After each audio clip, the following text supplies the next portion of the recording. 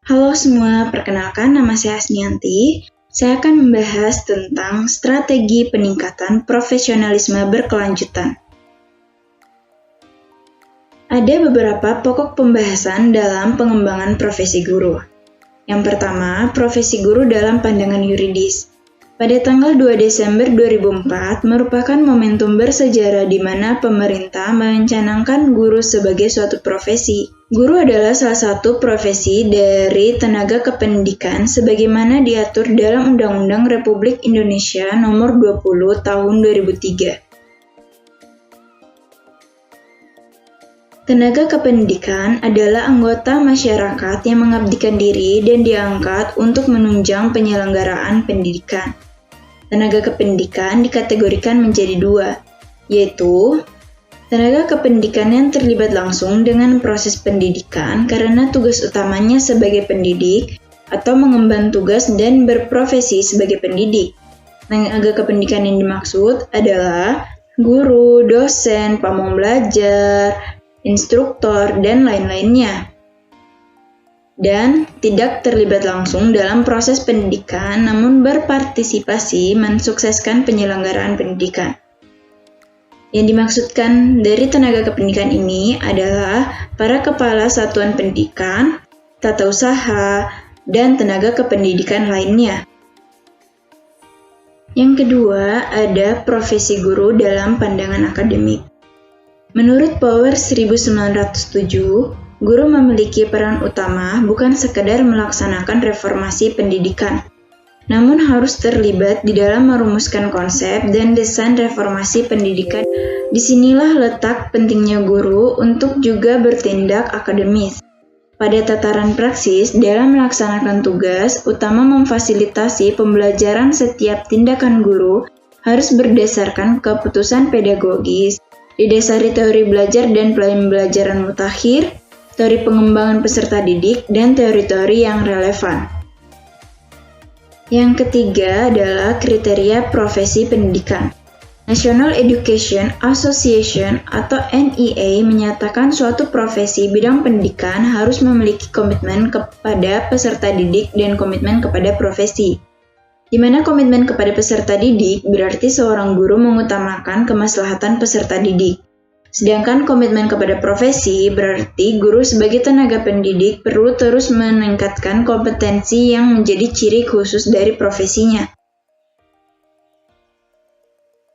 Dalam profesi kependidikan menurut NEA menuntut beberapa syarat-syarat. Yang pertama, merupakan aktivitas intelektual, di mana seluruh aktivitas pendidik terutama yang terkait proses pembelajaran harus dapat dipertanggungjawabkan.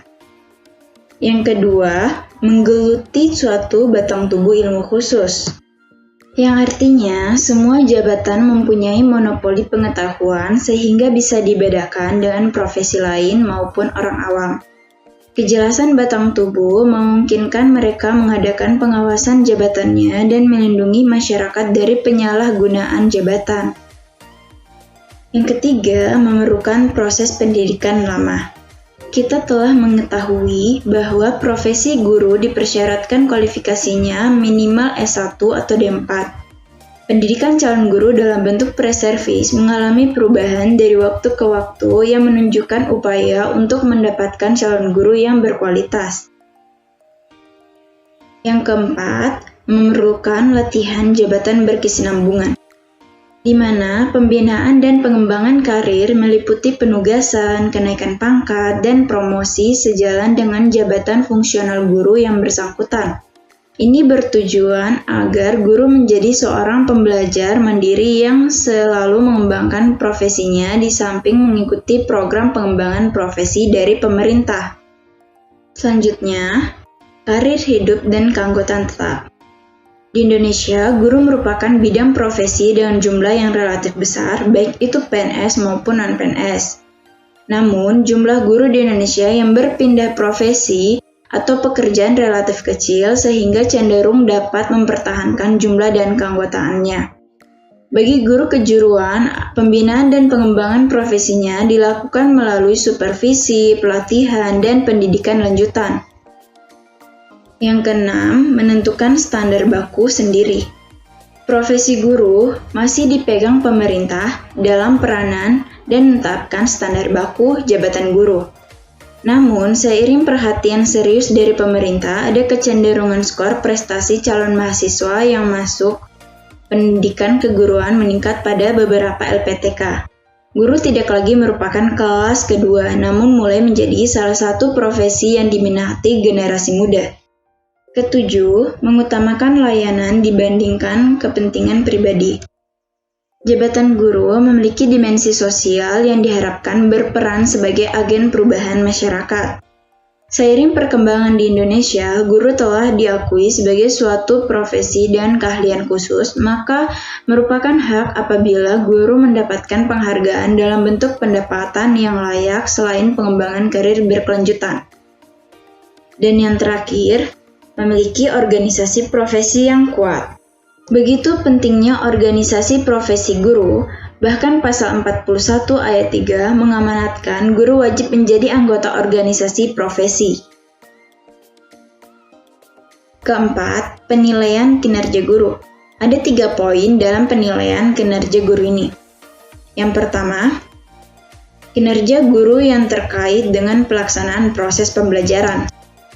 Proses pembelajaran meliputi kegiatan merencanakan dan melaksanakan pembelajaran, mengevaluasi dan menilai, menganalisis hasil penilaian, dan melaksanakan tindakan lanjut hasil penilaian. Yang kedua, kinerja guru yang terkait dengan pelaksanaan proses pembimbingan meliputi kegiatan merencanakan dan melaksanakan bimbingan, mengevaluasi dan menilai hasil bimbingan, menganalisis hasil evaluasi bimbingan, dan melaksanakan tindak lanjut hasil bimbingan. Yang ketiga, kinerja guru yang terkait dengan melaksanakan tugas lain yang relevan dengan fungsi sekolah madrasah. Tugas lain itu adalah menjadi kepala sekolah, menjadi kepala laboratorium, menjadi wali kelas, dan sebagainya. Yang terakhir, ada strategi pengembangan profesi guru abad 21. Ada 3 komponen dalam strategi pengembangan profesi guru abad 21. Komponen pertama adalah pengembangan keprofesian berkelanjutan atau PKB. Ada 3 poin yang mencakup dalam PKB ini. Poin pertama adalah pengembangan diri, di mana pengembangan diri ini merupakan upaya-upaya guru dalam rangka meningkatkan profesionalismenya. Yang kedua, ada publikasi ilmiah. Publikasi ilmiah ini merupakan salah satu bentuk kontribusi guru terhadap peningkatan mutu proses pembelajaran dan dunia pendidikan secara umum. Yang ketiga, karya inovatif. Karya inovatif bisa merupakan penemuan baru, hasil pengembangan, atau hasil modifikasi sebagai bentuk kontribusi guru terhadap peningkatan kualitas proses pembelajaran di sekolah dan pengembangan dunia pendidikan, baik sains atau teknologi dan seni. Komponen kedua, merubah paradigma tentang profesi guru. Untuk menghadapi era globalisasi yang penuh dengan persaingan dan ketidakpastian, dibutuhkan guru yang visioner dan mampu mengelola proses belajar mengajar secara efektif dan inovatif. Oleh karena itu, diperlukan perubahan paradigma atau pola pikir guru dari pola pikir tradisional menuju pola pikir profesional.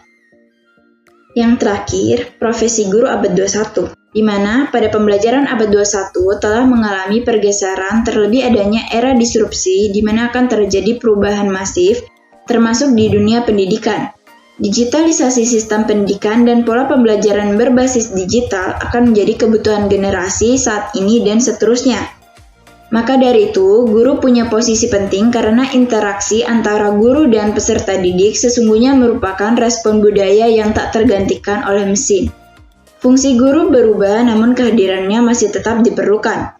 Guru bukan saja perlu melek ICT, namun perlu melakukan kontekstualisasi informasi dan mengajarkan nilai-nilai etika, budaya, kebijaksanaan, pengalaman, empati sosial, dan keterampilan esensial abad 21. Yaitu kolaborasi, komunikasi, berpikir kritis, dan kreativitas. Nah, itulah 5 pokok pembahasan kita dalam strategi peningkatan profesionalisme berkelanjutan. Sedikit kesimpulan yang dapat saya sampaikan, adalah guru merupakan pengembang gagasan dan ide bagi transformasi pendidikan, bukan sekedar pelaksana kurikulum. Guru secara yuridis diakui sebagai bagian dari tenaga kependidikan, suatu profesi dan keahlian khusus. Nah, kita harus bersyukur karena guru di Indonesia memenuhi kriteria pendidikan yang telah ditetapkan oleh NIA. Mohon maaf bila ada salah pengucapan atau kekurangan dari PPT yang telah saya bawakan. Saya ucapkan sekian dan terima kasih.